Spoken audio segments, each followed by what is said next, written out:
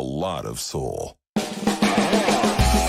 is Bass Talk Live.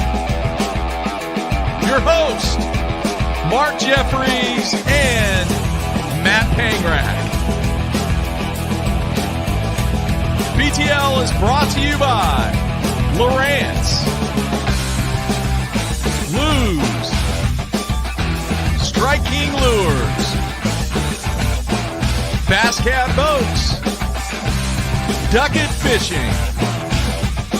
Spro, AFCO, Big Bite Baits, Sunline, and TH Marine. BTL coming at you. Good Wednesday, everybody. Welcome once again to another edition of BTL Bass Talk Live, where Matt and I are going to talk bass fishing and anything else that we want to talk about. Matthew, it is one of those kind of mornings, man. Well, you're in a great mood. I am. You're in a great mood. Let me say this. So you got spies on me, man. I have a source, and I can't reveal my source. Obviously, Mark is a basketball coach. Is this the same group that was beaten by 11 the night before, or is that no? This is totally the varsity. different. So you're the varsity. Are you the head coach of the JV? Head coach of the JV. Assistant coach of the varsity. Correct. But you're doing some coaching up, because I got a picture of Mark with his mask on and his clipboard, coaching the Lions. Yeah. And all it says is, didn't know your boy helped with high school too. Thought he was coach of the JV. I said, I think he's an assistant coach. I said, are they winning? He said, Blanchard was down 19-7. They just made a 12-point run to tie things back up, and Tuttle took a timeout. So that's where I left it, with 1 second left in the second quarter, tied 19-19. Low scoring game, right? It was about average. 58-56 was the final. Okay, so how did it turn out? Is what I want to know. Because we had a bad first quarter, great second quarter, horrible third quarter, outstanding fourth quarter, and really put the clamps down defensively and ended up winning 58-56. But here's the rest of the story, Matthew. This is a massive rivalry. I don't know if you know is it? things. Blanchard and Tuttle? Yeah. Blanchard, is that the school that I went to, like, to help you, where you had your media class? No. No, that's a different one? Different school. You're not there anymore? No. Oh. No. I didn't know you'd changed. I've been here schools. where I'm at 4 years. Dude. No, that wasn't 4 years ago that we went where you had the media room. When was that? That was recently. Oh, well then, yeah, that's where they got I'm a at. new school where they were building the new arena or new football field. Yeah, and that's stuff. where I'm at. Yeah. Okay. Yeah. Yeah. So it is a massive rivalry, part of the Tri-City area. They were big. They were ranked number 4 in the state in Class 4A. Coach Word, the head coach, this is his third year, had yet to beat Tuttle at any level. So it was basically like Jim Harbaugh at Michigan versus Ohio State. Yeah, it's intense. And, we played them in football. They're in our conference in football, and it's just a massive rivalry. But they go 6'7", 6'6", 6'5" in the front court, and we don't have a kid over maybe 6'3". And the thing about it is they don't have a bench. Their bench is very, very shallow.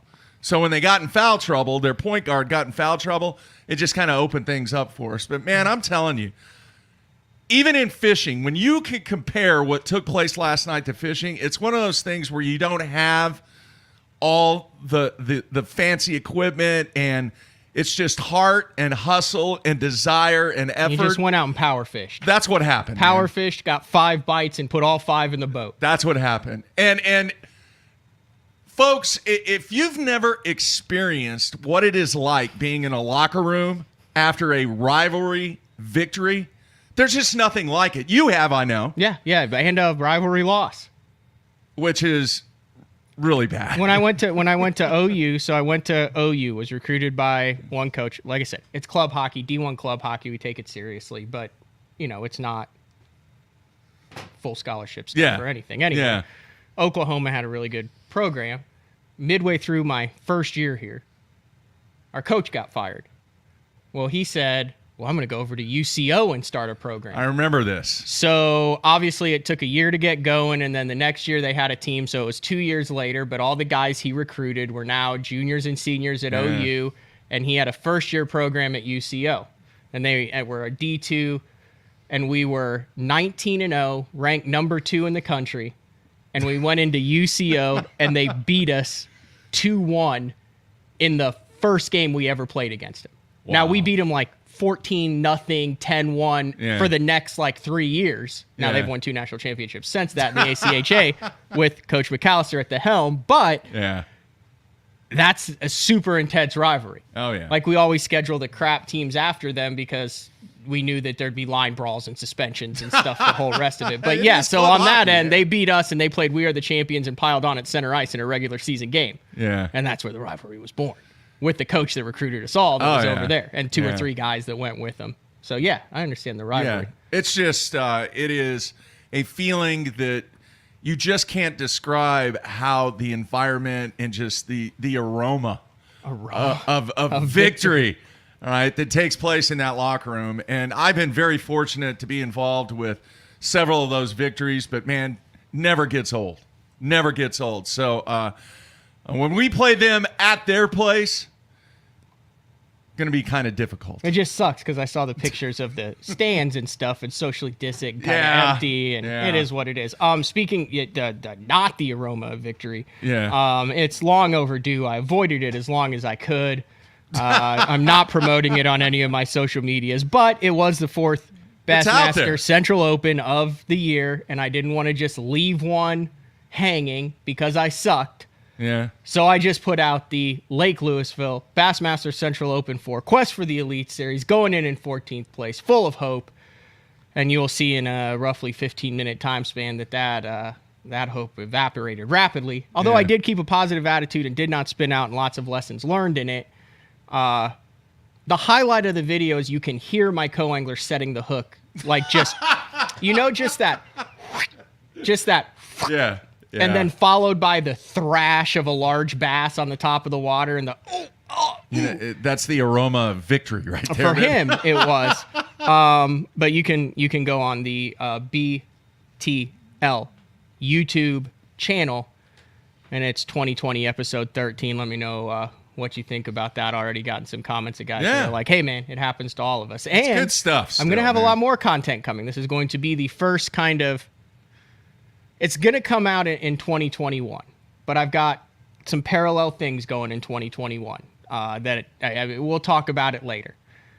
This is going to be the first one of kind of a side series. Remember, we had Sam Sobey on, who had shot with the Guggen Squad, was fishing the Eastern Opens as a co-angler, working with the Black and Blue guys, the Cygnus guys, to do a reality series there with Joel Willert and Greg Mansfield. And I basically invited myself up to go ice fishing. Well, his buddy, and they went to high school together, and I kind of worked with him, is Adam Bartuzek, who's trying to break into the industry. And he's like, hey, man, come on up if you're serious.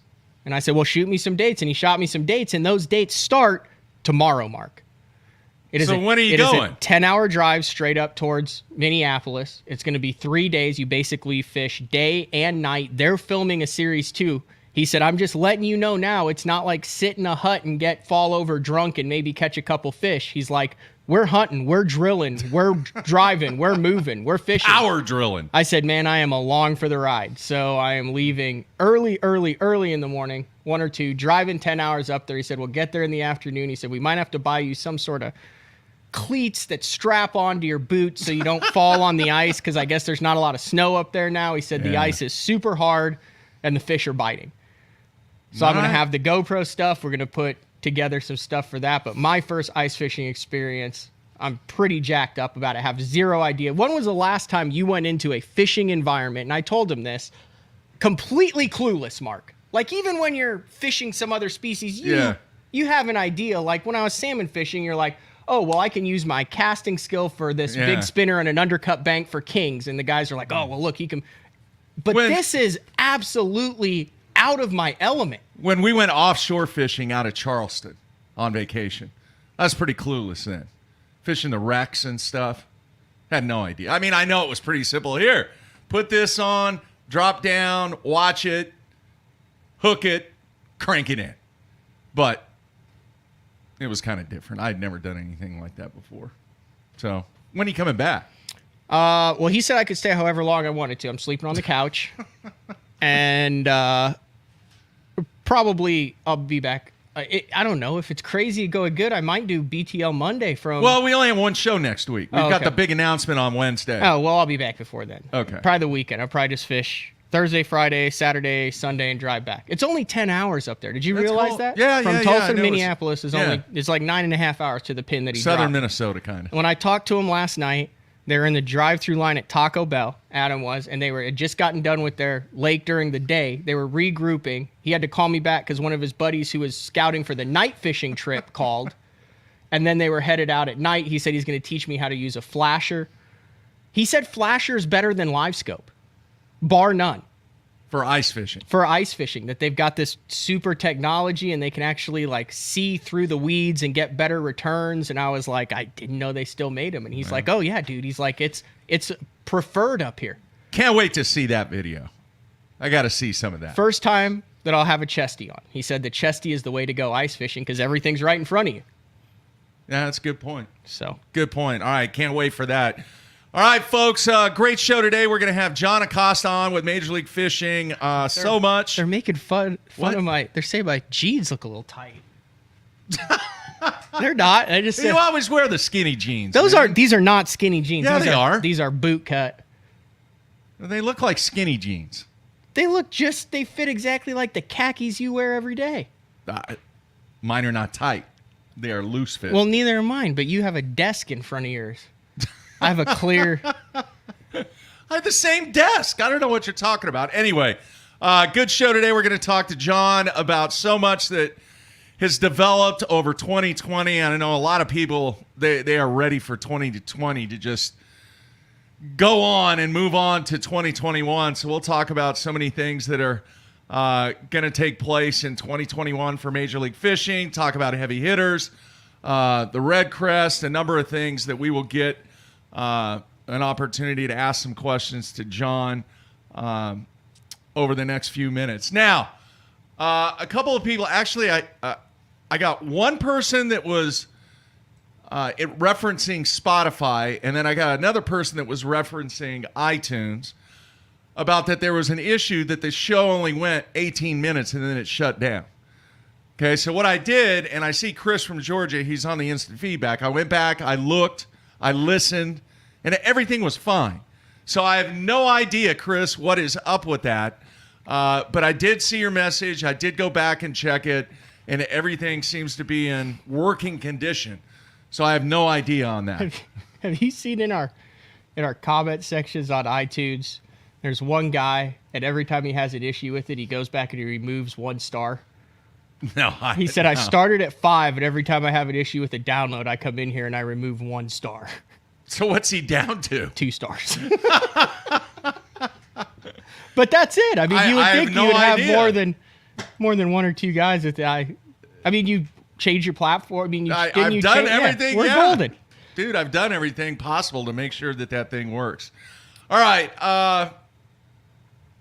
Let's see here. I'm looking at my notes. The situation that we've kind of teed up for next week, a single show, I have received an enormous amount of feedback from people trying to guess what the whole 4 promo is. Now, let me say this, Matthew. There are some creative people out there. Very creative. I should talk to some of these people before I put a plan together. They're so creative. Some of the stuff that they have come up with for the number 4 has been fantastic. But still, nobody has got the correct one. Just got a text from Robbie. He said, yeah, my Spotify shows the episode being 18 minutes long, but it's fine on iTunes. Yeah, I don't know. It's a dedicated listener. He downloads it not only on iTunes, but also on Spotify. Maybe that's a Spotify situation. Maybe it was just that one episode. I have no idea because, like I mentioned earlier, we have done everything to get this thing dialed in. We moved platform providers. We've done everything. I've spent an enormous amount of time trying to make sure that this situation does not occur. So I appreciate your feedback. Please keep sending it to me if you have an issue, because then what do? on one with the people that were paying to do this correctly. Mm-hmm. So thanks for the insight there. I got to remember to take this. I'm got to put this back because I'm going to play with it all show and it jangles, but I brought in the 7-wire 12-blade. The chandelier. Hog farmer to show Mark, and then I keep messing with it and you can hear it on. I'm just going to put It's that. quite noisy. It's a fish catcher.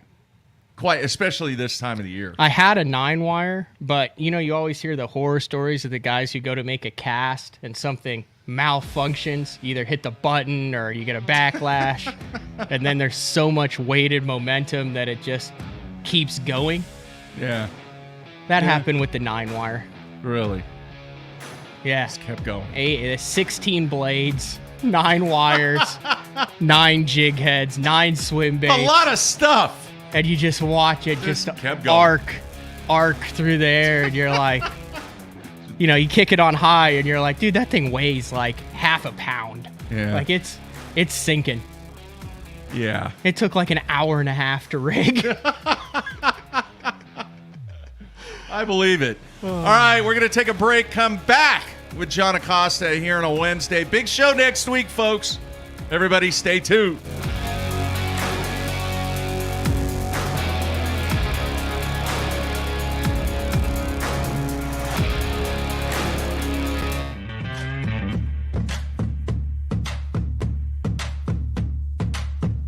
The ultimate fishing system starts with Lowrance HDS Live.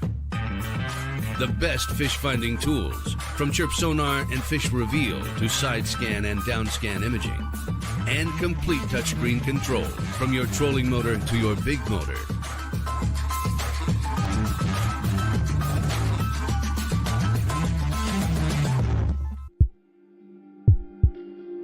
We've paired one of the most iconic hulls in the history of bass boats with a proven lineup of trusted accessories. We're bringing you best-in-class value and performance, leaving others in your wake. Turnkey value, turnkey performance. The Pantera 2 is an overachiever in the 19-foot category.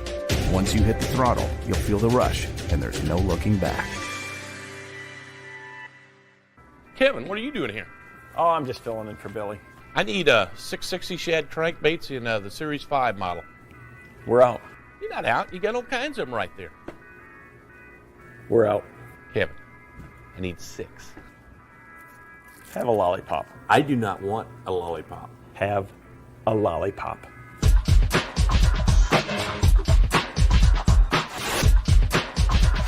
Do you have it in sexy shad color?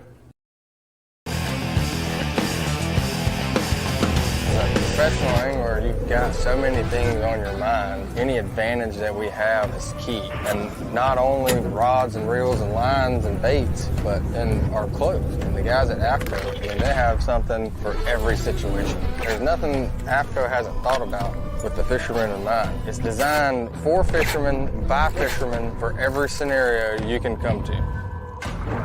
Any fish, any water, any condition, AFCO has you covered. Yeah, you care about gear ratios, inches per turn, and ball bearings, but most importantly, you want reliability and dependability in the equipment you use. Lew's doesn't cut corners when it comes to the gear they build. The new Speed Spool LFS is the best $99 reel in the market. Go see for yourself.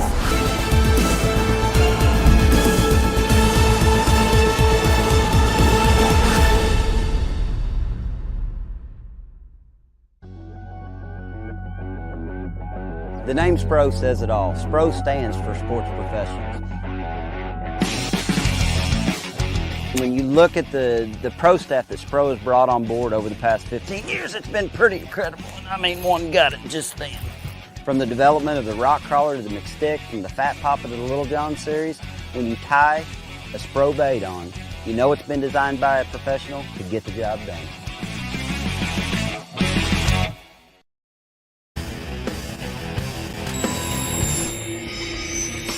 All of us on the Pro Tournament Trail use Gamakatsu hooks. Why? Because they are absolutely the best. It's not about how many bites you get. It's how many you put in the boat. Gamakatsu makes hooks for every fishing style. We didn't come this far to lose fish. Did you? For more information, visit gamakatsu.com.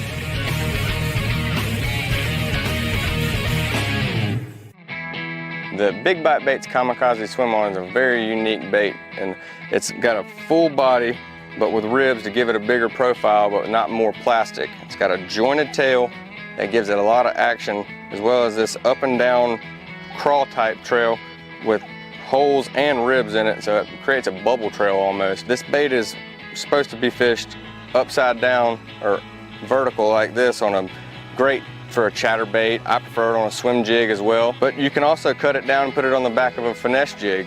You know, flip it around for some spotted bass or flipping docks. Anytime you want a small, compact, you know, little trailer for it, this is great for it. So check out the full lineup of swim-ons at bigbitebaits.com.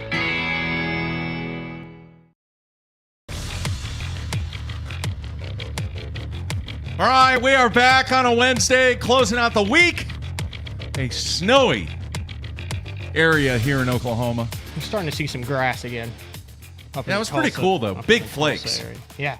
Yesterday, massive flakes coming down yesterday. Mm-hmm. Did you just stand outside with a big grin and watch it for about an hour and a half? Yeah, it was kind of cool, man. You just said, this is weather.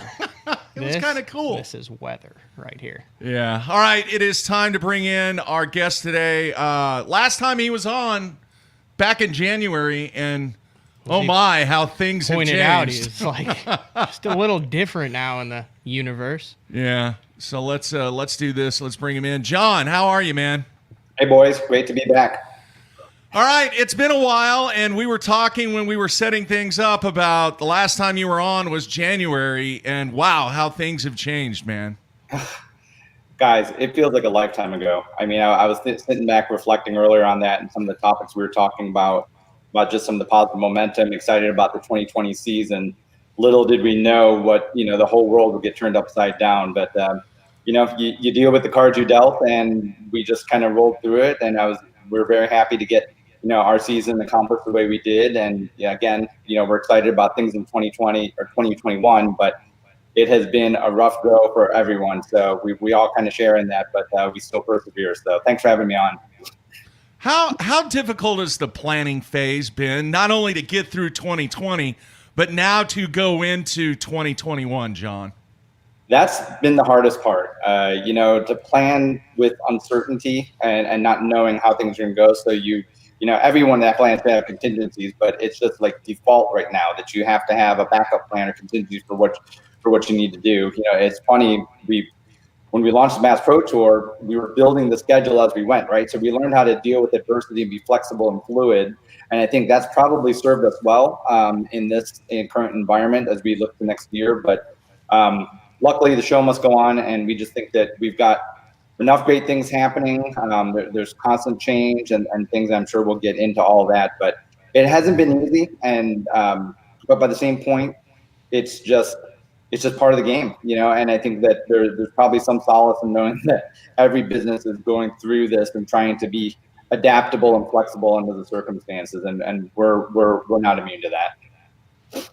Did you guys have a moment over there you just took a deep breath and went, man, we got through the season with all the events that we ended up getting in? I mean, was there a point there where you guys were like, we might not get through this year, or like some of the other major sports, and just have to completely start over? Yeah, I mean, I think it was quite a wide range of emotions, and I think an exhale and sigh.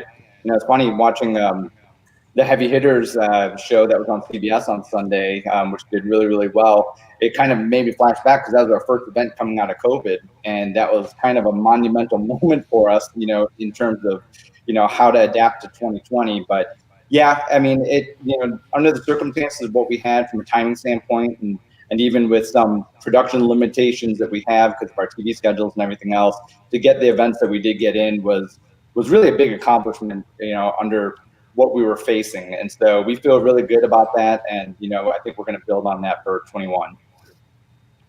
All right. A number of subjects to get into, John. I want to start off with the field. Quite obvious. Everybody knows there were, I believe 5 was the number, five anglers that left. But what some people may or may not realize is that 95% of the field didn't have to come back, but they did. What's the situation on that? Yeah, that's a really good topic, and I'm sure I knew it was going to come up. And we talked about this in January.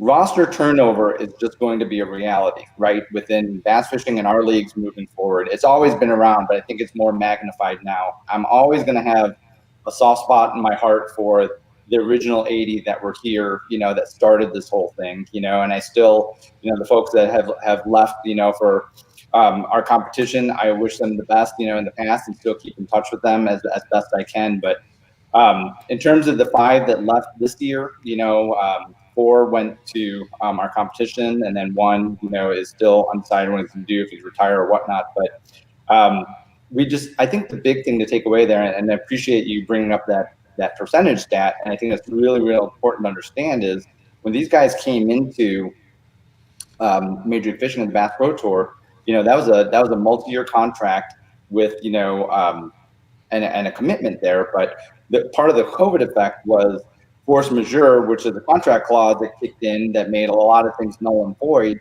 really invalidate all those contracts. So as we move forward, we moved to annual contracts. And I think for the first time, what the really important takeaway here is there was no financial penalty that for any angler that may have kept them here before anything else. And that was just part of the original contract and the commitment just to help get this tour off the ground. But now our anglers had the choice on their own free will to fish wherever they wanted. Major League Fishing, our competition, anything else. And 75 guys chose us, on their own free will. And I think that's a huge testament and statement. And then you add to that, the addition of John Cox, and we have a very, very strong roster. And so we're thrilled about that. When we're thrilled about the wrinkle that those 4 other spots will create in the storylines throughout 2021 until we, get into, the future years and everything else. But it's going to be a really exciting time with the pro circuit anglers starting to come up. And I guess, the best thing I can say is I wish the anglers that left us, I wish them nothing but the best. And I know that, for a lot of them, I don't believe it's personal. I believe these are, as much business decisions as anything else. And, as independent contractors, I fully support them having to do whatever they need to do to manage their business in the way they see fit. But, from my standpoint and from Major League Fishing standpoint, we're going to ride or die with the 76 that chose to be with us. And we are ecstatic and excited about 21.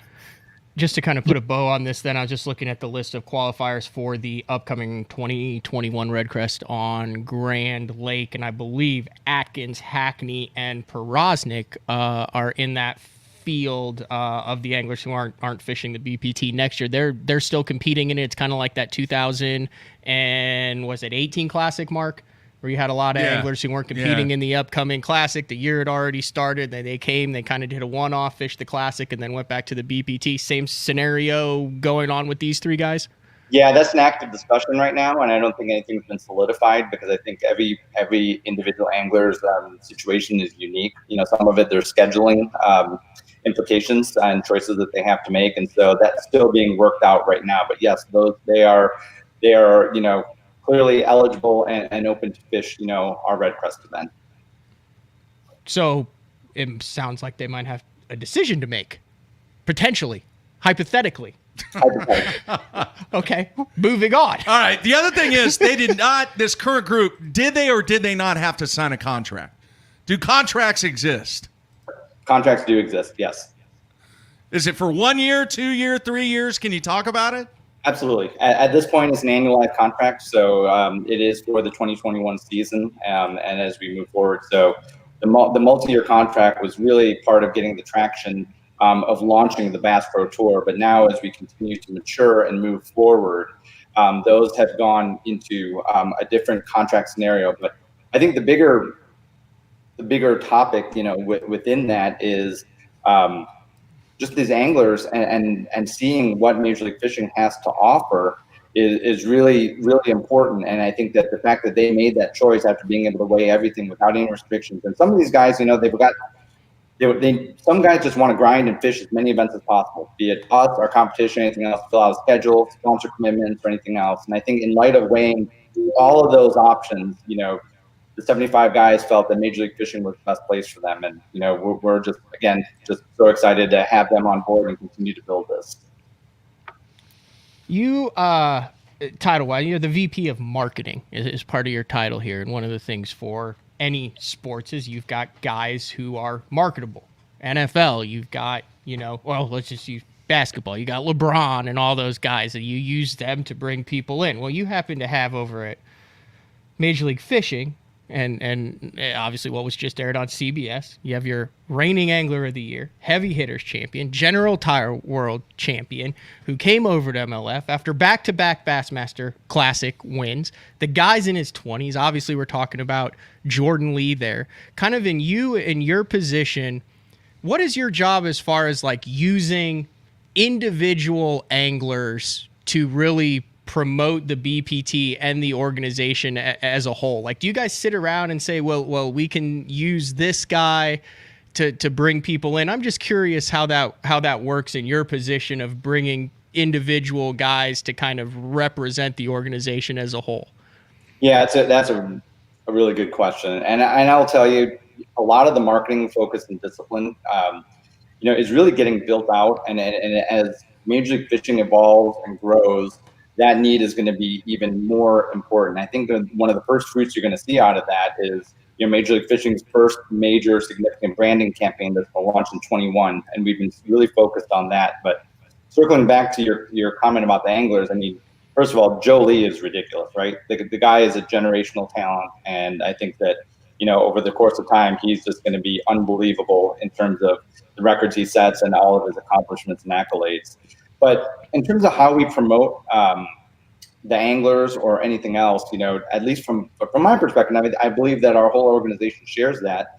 We're vested in all of the anglers, okay? And it's not just one, or we're cherry picking here or this, or this is going to be the face, right? This isn't like, thinking about the NBA and Giannis becoming the new face of the NBA, transitioning LeBron. We're not really looking at it like that. I think that I have a sense of, equality in this because all of these anglers, and I think that performance in the Major League Fishing ecosystem trumps all when it comes to the anglers. If you perform, you get the coverage, right? And I think you see that with Jordan Lee, Jacob Wheeler, and all these other guys.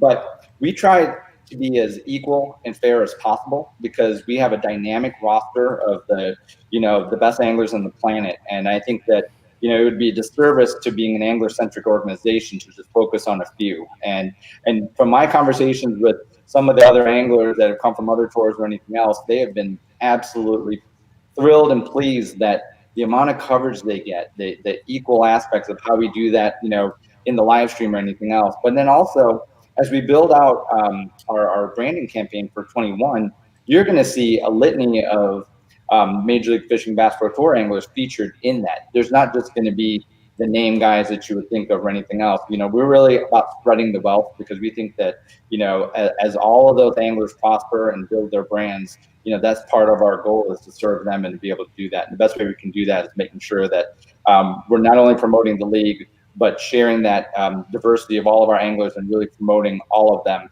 in an equal share as best we can.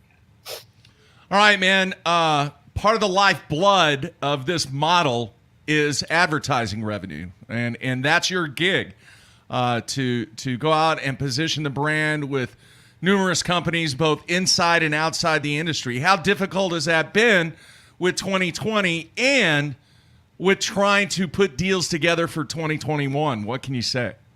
Yeah, it's really timely that you asked that question because we just had an all-day sales conference yesterday with all of our sales leadership, our sales teams, and other key members that kind of interface into that sales and sponsorship area. And I will tell you, like I said earlier, no business is immune to, especially in the sports sponsorship space, that it's hard to plan, right? There's some level of uncertainty, and I think that there are dollars on the sidelines that are waiting to see how 2021 unfolds, especially from a live event standpoint, set aside the media. But I will tell you this, it is incredible to me being in that conference, how much business is in the pipeline right now, how much our guys are talking to a lot of different brands, not only endemically, but non-endemically, and there's significant interest there. Will some of that materialize in 21? I believe it will. I think that, we've got very strong media platforms. We've got visibility platforms to get a broad audience as well as a very hard to get target, right? Affluent males that have a lot of disposable income. But beyond that, I see that we're laying the foundation for the future. And I think where you're going to see us really reap the benefits is not only in 21, but in 22 and beyond, as the world finds its new normal and gets back to that, and businesses start to, really be able to plan with some level of certainty what they can and can't do. And so I would say to that, we've got a team that is grinding every day, getting after it. We've got new sales leadership. We brought on a guy, Randy Gerstenblatt, who's our senior VP of sales, and he came from ESPN and a bunch of other places. And what he has done to not only organize our sales teams, but helps prioritize and mine new business and everything else. I mean, our talent is just incredible. The deep bench strength that we have in our front office from the league standpoint, and the culture that we've built, and we continue to add staff and invest in that, even in a difficult business environment, because we know that that's going to pay lots of dividends in the future. So we're making those investments now. We've got a lot of people talent, and they are on the street doing it. And like I said, the pipeline for the future is extremely exciting. And as you see some announcements that are going to be happening, throughout 2021, I think it's going to be a really big deal. So that's hopefully I answered that the best way I could. All right, Matt.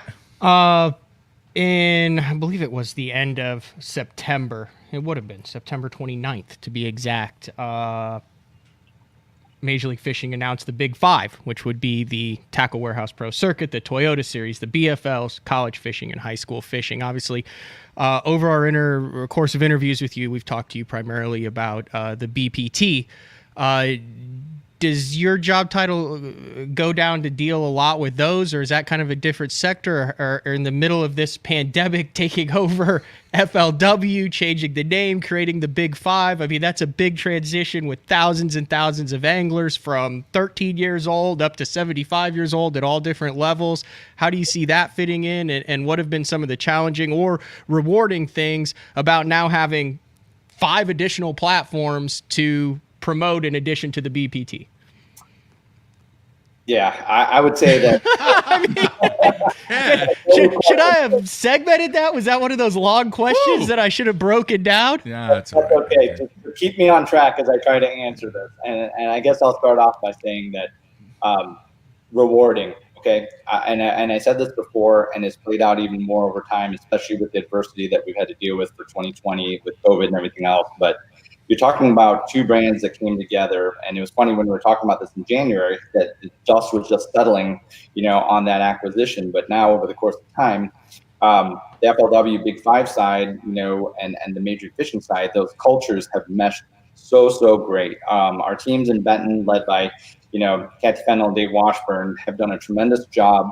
And we all are on the same executive team, and we all work together. Okay, so your first question is, am I involved in marketing on the Big Five side? Absolutely. We work across our whole enterprise, and marketing serves everything. I think that having those levels is a great thing, right? Because I think that built up the whole infrastructure that we wanted, that pathway all the way to the highest level, the Bass Pro Tour. We have it now. Now, what do we do with it, right? And I think there's been some really unique things that have happened that have come out of that very fast. That, big things that we've just announced or building out. We've got our Champions Club loyalty program. You're going to see that. You're seeing all of the levels consolidated under Big Five. So from a pure framework and organizational standpoint, as a division of Major League Fishing, it starts to make a lot more sense and really leverage the Major League Fishing as a brand. Beyond that, there's been some really great things that have happened, that we're going to be introducing for next year that are starting to see the benefits of this tight integration between the FLW organization and Major League Fishing all consolidated together. We're making decisions holistically, thinking about Big Five and how that affects back and forth the Bass Pro Tour and so on and so forth. There's much more cross-pollination that you're seeing now, and I continue to see that with Bass Pro Tour anglers fishing the pro circuit. There's crazy storylines. You got Chris Lane's son Cal, qualifying to fish the pro circuit. So you got this cool father-son thing happening. We've got 20 anglers that are fishing the pro circuit next year, and we built that schedule in such a way that is complementary, Bass Pro Tour and Pro Circuit, so that they work together. We've got the Toyota Series, this new wild card division, right? We listen to our anglers, and now we've got folks that can be able to qualify for the Toyota Series Championship, which pays $250,000. I mean, it was so cool to see. There's lots of opportunities that I think this is affording, and that tighter integration between our organizations, and I think it starts at the top with our culture, because we were all together making decisions together. And the great thing about it is, you know, Kathy and Dave and the team in Benton have so much institutional knowledge of, you know, from years and years and years of running, you know, events at all levels, that their knowledge is helping inform our decision making on the Bass Pro Tour side and vice versa. And so that union came together really fast, and in some ways it was forced to come fast because of the COVID, whole COVID deal. But we're a much better and stronger organization for it, and our culture is as strong as ever. Follow-up question, then we can get back to instant feedback and Mark. But do you see a challenge in maintaining the value of the MLF Tackle Warehouse Pro Circuit anglers who, for some of them, the better part of 2 decades, I mean, they were playing top fiddle. They were the top guys on the FLW Tour. There was nothing above them. And they had the magazine that was 100% with the FLW Pro Circuit guys and all the articles that were for it. And now I'm seeing a lot of integration of the MLF or the BPT pros in the, I'm trying to get all my acronyms and stuff, right? Like I said, this is like trying to say the Washington football team. Will you just ask the question? The question is, has it been difficult, and what are your thoughts, and have you had conversations about maintaining the value of guys who are on the pro circuit, and how are they still valuable now that there's another step above them? Yeah, that's a great topic too, and I mean, and those are hard decisions, right? But I think that's just part of change and evolution in business, and especially with all the disruption that has happened and everything else. But I will say on the flip side of that, I believe that Major League Fishing's always had the visibility platforms, right? And I think our reach and our ability to create exposure for anglers is unparalleled. And so when you take that model and bring it down to the pro circuit, you know, between the TV shows that we have for the pro circuit, the live stream, and some really new exciting things that are going to happen for 2021, with the pro circuit live stream, that I think is going to help, you know, not only elevate the production value, but create more opportunities for exposure. I think that there's, to me, a rising tide raises all ships element. And so, yes, you've got Bass Pro Tour anglers that are coming into the pro circuit. Is that taking some shine off of the anglers that, you know, typically fished the pro circuit or the FLW Tour before that?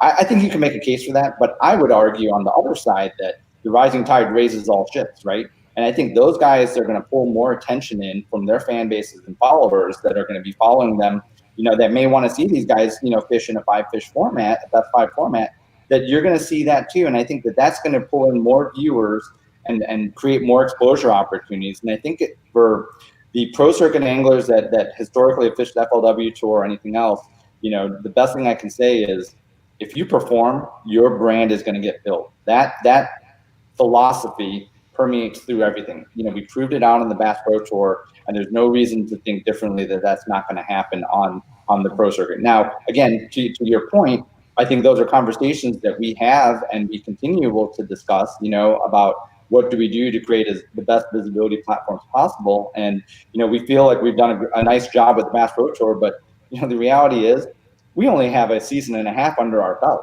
Have we come a long way? Yeah, absolutely. But, you know, I think that we're trying to do multiple things, and we have not solved the case on cracked the nut on what Bass Pro Tour is, but we're kind of doing that as well as trying to figure out the pro circuit side, you know, simultaneously, so that, you know, we've got, you know, the best of 2 different formats that are, you know, elevated with the best anglers possible. And so I think your question is a really good one, and one that we will continue to address. But I think that in our mentality of trying to, like I said before, create as much equality for how we promote anglers and everything else, I think that the cream will rise to the top. And when that happens, especially with, you know, a field of, it includes Bass Pro Tour anglers, I just think it's going to draw more people, you know, into that side and create more exposure opportunities for everyone. All right, man. Next subject I'm really interested in, because it's kind of from a teacher and student standpoint. In the class, one of the classes that I teach in high school, it's dealing with the media, and it's the exposure, it's Nielsen ratings, it's all this other stuff that takes place from a broadcasting standpoint. This past weekend, Heavy Hitters was on CBS, And I want to discuss that a little bit. First of all, do you have any early numbers from a viewership standpoint on heavy hitters? We do. Heavy hitters on CBS, following NFL was extremely exciting, and I think those are the type of things and opportunities that continue to elevate the sport and what we're trying to do, and getting bass fishing into the mainstream. Heavy hitters this year, that airing that happened on Sunday, the preliminary numbers did a 1.1 rating, so it's about 1.6 million viewers, so the same as what it did last year in that same time slot. And so under the circumstances, we're very excited about that, and just I'd say anecdotally, just from my own circle and networks and everything else, and I think what I'm hearing from others, it's capturing a lot of new eyeballs, right? New people that are seeing it, just that spillover from NFL and everything else. And so, again, that's a major strategic part of how to be broad, as well as how to be, narrow and endemic, and do that through live streaming and anything else. So we're fortunate to have multiple media platforms that can address the different needs as we try to grow our brand and our business. But yeah, it did really, really well. Those are the early numbers on that. And even with, NFL ratings being down, to be able to pull that in the midst of that has we consider it a real success. All right. Now, having said that, in the early stages of the formation of this, obviously we've had Boyd on this show numerous times. It has went from this is not a competition into this is a competition. Those direct words from Boyd Duckett. Now, and everybody knows who the competition is. Now the competitive format of digital and live content, your competition has come up with a deal with a network that is going to get a tremendous amount of exposure. Now, I don't know what the numbers are, and that's not where I'm going with this question, though, John. The question is, do you think that the dynamic of the way that your digital distribution of your product has taken place, be it tape delayed, be it, this thing, events are going to take place 2-3 months ago, and then we're going to air it on a network.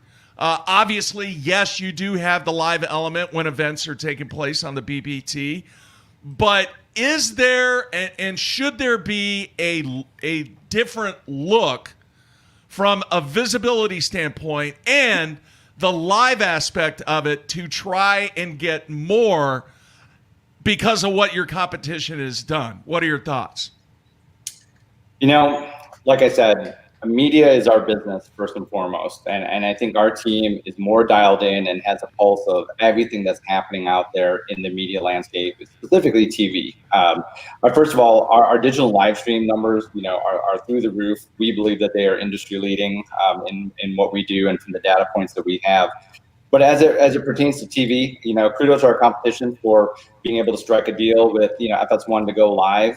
But when you start to peel back the layers and really look at the numbers and optics past that, our strategy of what we're doing and on the network that we have between Discovery, Outdoor Channel, and everything else is multitudes further than what we believe that exposure point is going to be, with the live. I think it is, again, I do believe that it is a great thing, right? That bass fishing is live, on TV, and I think that again comes back to the rising tide raises all ships for everything, in this tournament industry.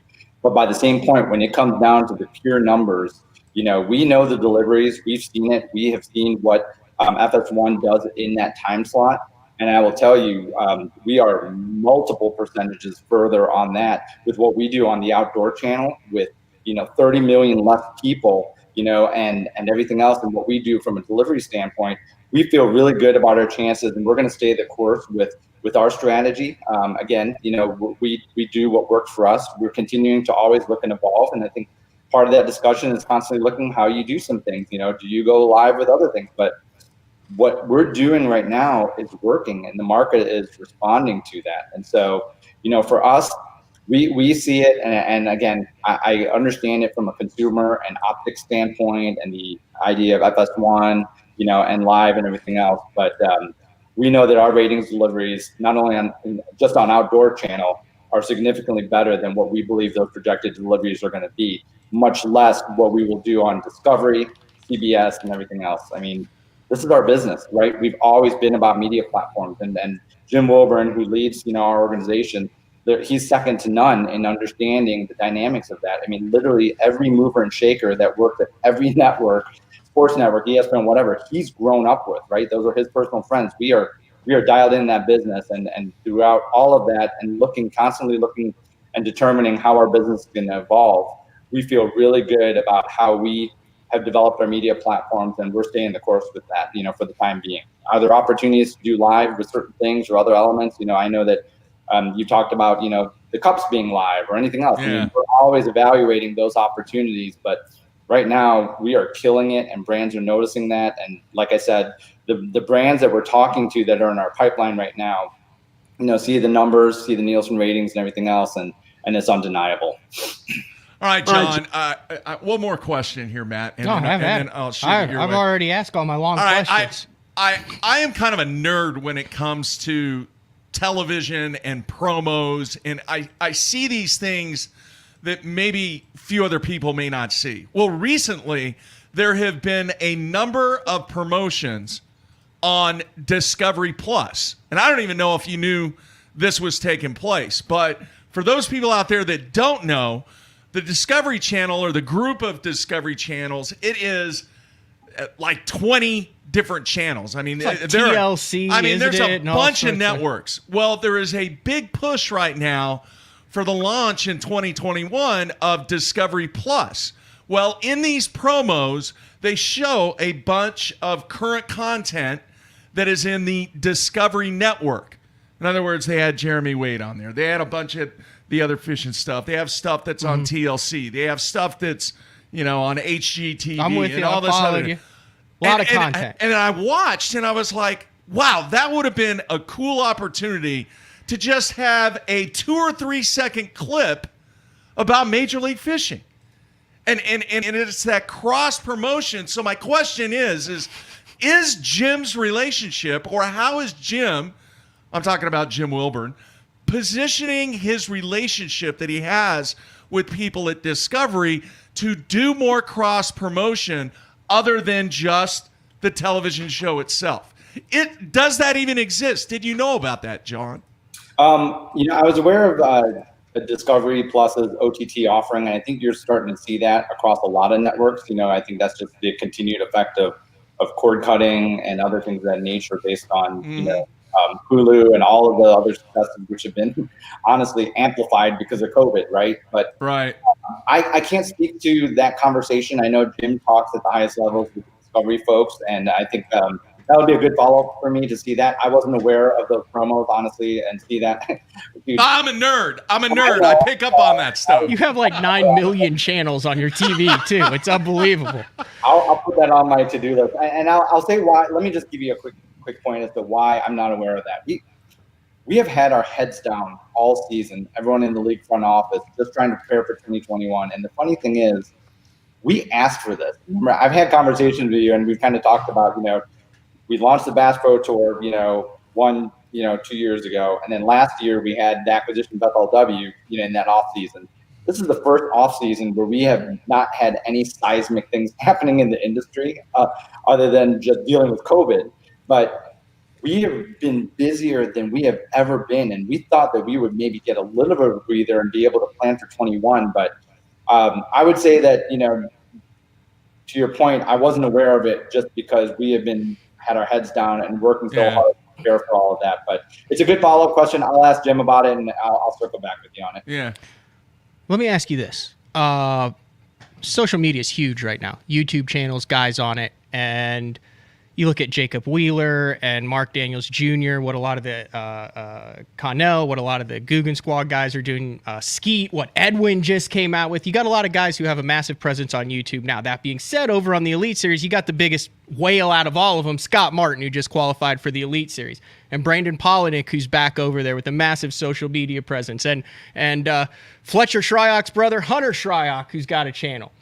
You're in the marketing, you're in it. How important are YouTube channels and tournament views from these individual guys in promoting the brand, and does that lead, do you feel, to more people watching the show and becoming engaged with that organization, or is that something that those guys just kind of do on the side and it's good for them, or does that factor into any of the numbers for the BPT? You know, I think it does. I can't really quantify what that effect is, but I will say that it's important and something we talk about. We've actually done panels and seminars with our anglers to talk about best in class things about content, sponsorship, and other things. Like what you said, some of those guys, like Jacob, for example, have been very leading edge, right? Making, and Brandon, you know, specifically when he was with us, that have been on the forefront of that, about making investments for, to have, you know, full-time guys travel with them to capture all that content. And I think that you're seeing that these guys are supplementing and quite frankly, making themselves a lot more valuable to sponsors because they have multiple platforms, right? Major League Fishing, BPT, and everything we do is one platform. But to have those alternative revenue sources that are not only there, but making that investment is hugely powerful for their brand. I mean, this is a digital world that we live in now. And so TV is never going to go away, but those things are going to coexist together. And we think we have the best blend of all of that together. But we also encourage our anglers to build their brands through that and tell them. We offer resources to help do that. Joel Shangle's digital group was doing amazing things with us. If you look at our content on the MLF side, it all kind of plays off each other, right? From things that we're doing socially, and our numbers are killing it there. But we are in constant touch with the anglers and working back and forth to try and leverage each other's social followings, but also amplify the content and distribute it to as many people as possible. And so those aren't happening in silos or in vacuums. You know, we are in constant discussions with all of them and working back and forth to try and, you know, get as much reach as possible out of that. So yes, to your question, vitally important. It is something that we talk about a lot, and we coach them. And honestly, we also, from a peer standpoint, have created venues and platforms and forums to be able to share what they're doing that's best in class with that some of these other anglers. And I think what you're seeing now is more of our anglers are making those investments in some way, shape, or form, right? And I think it can happen on a lot of different levels, but they see the need to create as much value for their sponsors, you know, especially, you know, in the environment that we're in right now. So. All right, John, a couple more questions and then we'll let you go. One, we have discussed this with Boyd. I have discussed this on this show with Boyd about some of the mistakes that have been made in the beginning, just from a PR standpoint, from a, let's just say maybe the right thing had not been done from a exposure standpoint. And now here it is, you know, a number of years later. Do you think, and how challenging is it to continue to try and battle perception rather than what actually exists with MLF? Yeah, that's something that we're always going to deal with, you know. And I think the best way to say it is, I think we're maturing as an organization, you know. And if you rewind back, you know, a few years ago when the Bass Pro Tour launch started, and we've talked about this infinitely, just about the disruption that it created. But I think you fast forward to where we are now and all the adversity that we've gone through with COVID, trying to launch, shortened season, anglers leaving, and how that refills and the tour. We've withstood a lot, and I think it shows how resilient our organization is. But I think beyond that, we're just trying to, you know, we want to do the right thing. I think we've got great people. We've got a great brand. I think it's, you know, I think a little bit of that emotion, you know, has subsided. And I think for us as an organization, I think we're a lot more comfortable in our skin now than we were, because we know what we have and we continue to build on it as we move forward. Did we make some missteps, you know, in the public eye? Sure. You know, I attribute that to growing pains as much as anything else. But I think that no organization, no person is perfect. But I think the thing that you got to really understand is, what do you do with that information? What are the key learnings, right? And are you open and flexible and adaptable enough to be able to say, you know what, we screwed that up, but we'll be better next time. That's how we do it. You know, I talked last time I was on your guys' show about this whole iteration process, right? And just getting better and better and getting something out there and continuing to improve on it. that's the way we look at it. And so from a public perception standpoint, I think we're competition is there, right? And it happens. I think that's just part of business. But I think if we focus on our craft and doing the best that we can to serve our anglers, serve our sponsors, serve our fans, we will get our share and we will win people over. We fully believe we are a great organization. We've got a great culture, great talent. We're doing great things. Brands are noticing. But, we're just going to continue to do that. Are we going to make mistakes in the future? Potentially, right? But I guarantee you this, we will learn from that and course correct, as needed, just like we have before. We want to try and be as transparent and open and approachable as possible, because we're going to use the cliche, right? Glue is a sport. I'm just throwing it out there, but it's bigger than that, right? We want to create platforms for our anglers. We want to create the best avenues possible for our sponsors, and we just want to create a great fan experience. And we think that we're doing that right now with with what we're doing in the Bass Pro Tour and all the levels down in the change we make. So we're constantly evolving. We're not immune to problems, but I think the bigger test of character as an organization is how you react to it. And I think that we've done that admirably, and we continue to, because we have a strong culture of accountability within our organization. And I can't tell you how important that is in terms of making good decision making, and then also being able to course correct when we need to. All right, Matthew, anything else? No, I'm good. I mean, I'll just say, you talk about providing a platform, regardless of what you think or anything. I mean, you were on CBS with your anglers with a platform directly after the NFL, and it's not the first time that it's been like that. And just like we come on BTL and say, dude, the Fox FS1 deal with Bassmaster is big. Mm-hmm. Being on CBS after an NFL game is big, regardless of how it happens. Do you not agree? Yeah. I mean, that's mission accomplished, and that's something that's been in the past. It's something that will be. And like I said, my dad was one of the people that called me and was like, dude, I was sitting there watching TV and fishing was on. And the Chiefs were getting ready to come on too. What you said was it's just part of our strategy, right? And it's working. And we have a multi-pronged approach to be able to not only acquire new fans, but also serve our existing fans through a lot of different media platforms. And that's just one tenet of that overall brand strategy that we have. So I'm thrilled to hear that story. I think it's great. And honestly, for you guys, I appreciate the unbiasedness and thank you for that comment, because we do believe it's a big deal on CBS, and we also believe that whatever happens with our competition, I think that it's good for the tournament fishing industry, right? And I think that's good. We will compete, we will do our things and go back and forth, and I think that's part of what creates the adrenaline rush and gets us excited as we get up every morning. But at the end of the day, if it's good for fans and anglers, then we're great with it. All right, John, appreciate you taking time out, man, and have a great holiday and be safe and try and stay warm, man. Absolutely. You guys too. Thanks again for having me on, and I look forward to the next time to catch up with you. I really enjoy doing this kind of recap and looking forward to the next season. Thanks for giving me the opportunity to talk and share, and please feel free to reach out if you ever need anything, and thanks again. All right, man, take care. Good luck with that Peloton workout. That's funny. We'll talk about that offline. Thanks. All right. See you, John. See you guys. All right, there you have it. John Acosta, VP of Major League Fishing from a marketing standpoint. All right, dude. What's funny is here lately you said, hey, don't get all riled up. Mm-hmm. You had a heart attack. Mm-hmm.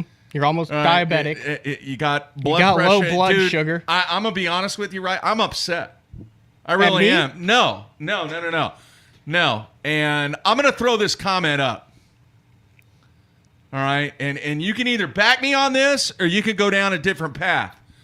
Why does BTL continue to give this garbage leave, which I think he meant league, any coverage? Give us some NPFL interviews instead. Deep breath, Mark. Take a deep breath first. Take a deep breath. Gather your thoughts. We both had rambling questions during that interview. Look, I take an enormous amount of pride of being non-biased. And for people to continue to throw comments out there about me being butt buddies with Boyd Duckett, totally unnecessary. All right?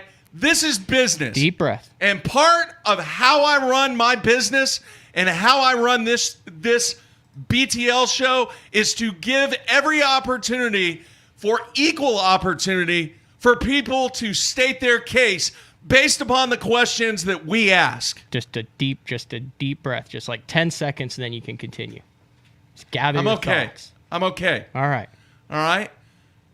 We take an enormous amount of pride in giving the fans an opportunity to hear responses from questions that we believe are very journalistic with no hidden agendas.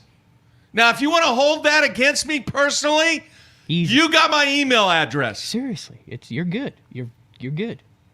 I'll say this. Dude, I'm telling you, it Here's the really thing. You can't call this upsets me. garbage. You can't say it because, listen, Jordan Lee, Defoe, Jacob Wheeler, Jeff Sprague, Takahiro Mori, Mark Rose, Andy Morgan, Kevin Van Dam. I'm just going down the list of the guys that are in it. The top guys, a lot of the top guys in the world fish this, have fished this in the past, and are going to continue to fish it. It is a viable professional fishing league that is providing a platform for these guys. And listen, I've talked to them. I talked to young guys who have won titles. I'll just say this straight out, okay? I've talked to young guys who have won titles. I said, man, you could be the dude over at the Elite Series. You could be winning the Bassmaster Classic. You haven't won a Bassmaster Classic. Why are you doing over there? And he's like, man, I've got a family. I'm young. My non-endemic sponsors like it. My endemic sponsors like it. I'm making money over here. I did not take any cuts moving over, and I have multi-year contracts moving forward. Mm-hmm. Would I like to win the Bassmaster Classic in the future? Absolutely. Mm-hmm. Is it something that I would like to fish for? Yeah. But, dude, I'm making 6 figures. I'm fishing 8 weeks, 10 weeks out of the year. My non-endemics are thrilled, and my endemics are happy, and I get to fish, even if it's not my preferred platform of the Every Fish Counts or some of the changes or being able to jump out of the boat or trailer. Dude, they're making a good living. They're making more than they were before, and that's a platform that the BPT and MLF has provided and is providing for. Now, like, do I personally have a beef about it from what happened a couple years ago with the Acosta series and all that? Absolutely. Yeah. But that doesn't keep me from getting on here and asking legitimate questions. And I mean, you're doing your job. Yeah. And even though, and dude, we have talked about this. Obviously, the situation that occurred, you were not happy with. No. You actually voiced your opinion. And Bradley Hallman was the guy who said either bitch and moan about it. If you're going to do that, then do something about it. Yeah. Or build a bridge and get over it. And I've used that as motivation. So I don't hold that against John or anyone else. I hold it against a couple people. But I don't hold it against anyone or the organization or fishing for it. I want to see them succeed. All those guys over at that were on the FLW guys. Yeah. I mean, those guys bust their ass to be able to fish that every year. And they're freaking out that their sponsors aren't going to be and that they don't know what it's going to be like and that their exposure is going to be taken away because they've got these 24 guys from the BPT coming down. And now are they second fiddle or are they not? And now how does it work into the I mean, they're scared of that stuff over there. Look, I'll say this, all right? It's very easy to sit there in front of a keyboard when we do this show and vent your frustration. That I understand. If you have frustration with an organization because you have personal experience that has caused that frustration for you, I get it. But have you taken the time? Do you have the effort to sit down in front of that keyboard, bust out a letter, and send it directly to an individual that you're pissed off with, rather than just sitting there and making random comments about your hatred toward any organization? The other thing is somebody mentioned, how come Mark doesn't go on a rant every time he has a bass thing on there? You know why? Because all the hate and ridiculous comments that show up anytime we have an MLF person on there is over the top. What do you expect John to come on to do? He works for MLF. He's the head of PR. The dude is like one of the best in the industry at what he does. We asked him tough questions. He's not even the best in the industry. He's been around for a long time, but would you not agree? Yeah. Like, he's one of the best there is. Yes. Like, in the business world that I know nothing about. Me and you are not answering the questions. We have nothing to do with MLF. And for somebody to sit out there and make that statement about Duckett pisses me off. I know. But It's not right. I would like you to be pissed off, alive, healthy, and breathing, than pissed off in an ambulance headed to St. Mary's. Jeez. You know, Matt and I haven't had a meltdown in a long time. So hard on this show. When was the last time you had a meltdown? I'm trying to think. It's been a while.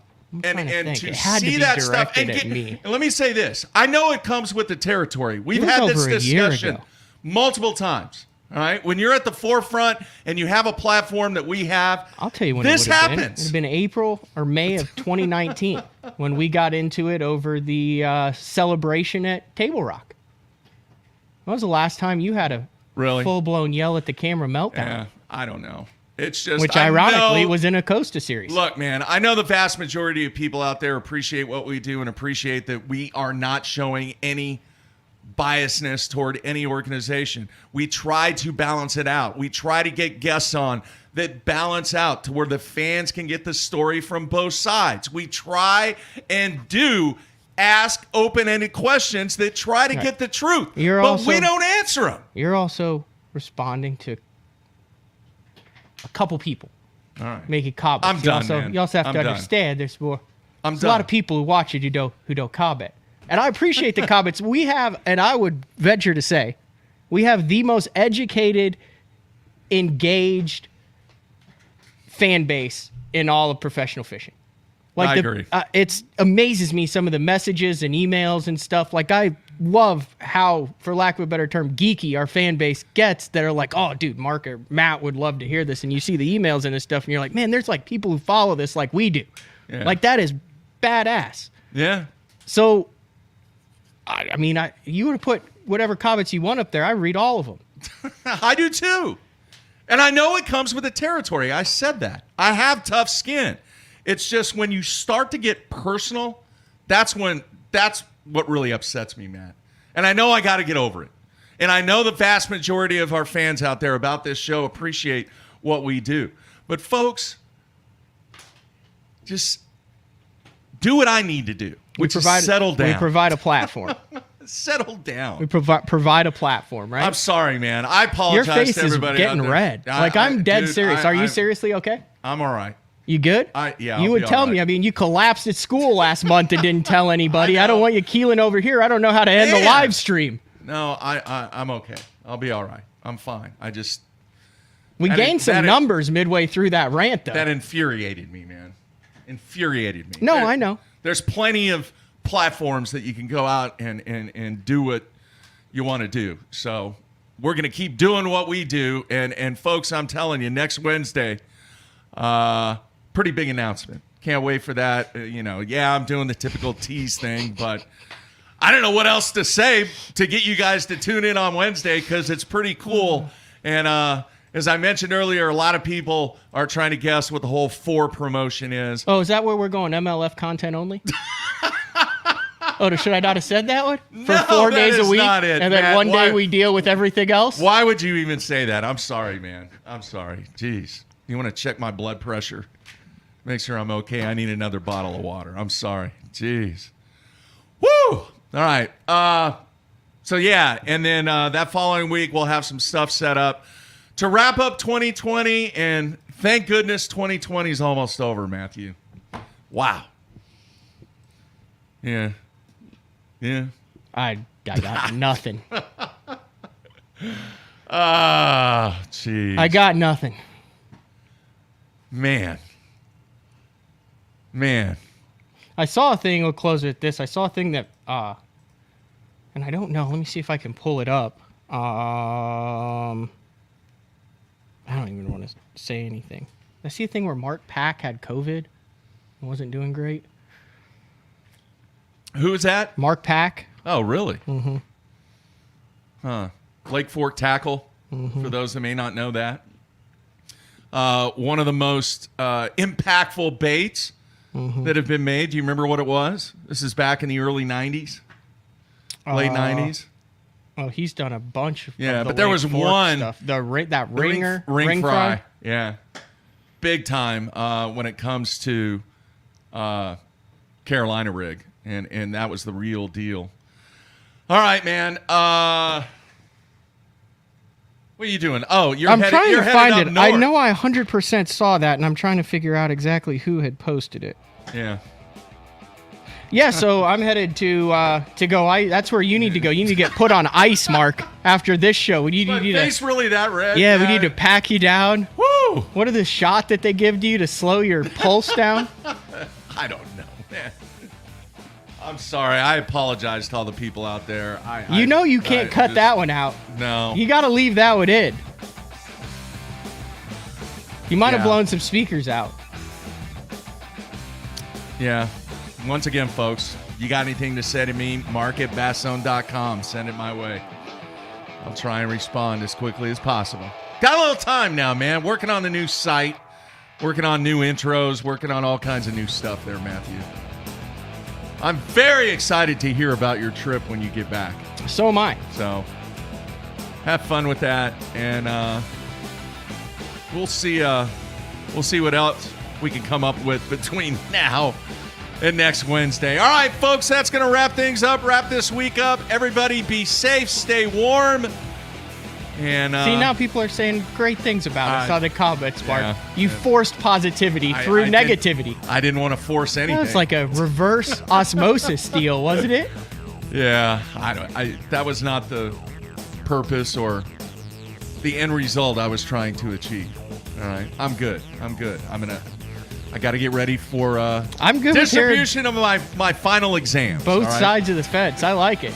Yeah. I like people who are like, hey, I'm not down with this. Or, hey, I love this. Yeah. Just in a reasonable. Just present your argument in a personal, reasonable. Man. Just don't get personal. All right. That's it. Be safe, Matthew. Stay warm. You be safe, Mark. All right. I'm working on it. And you cool down. All right. That's it. We are out of here.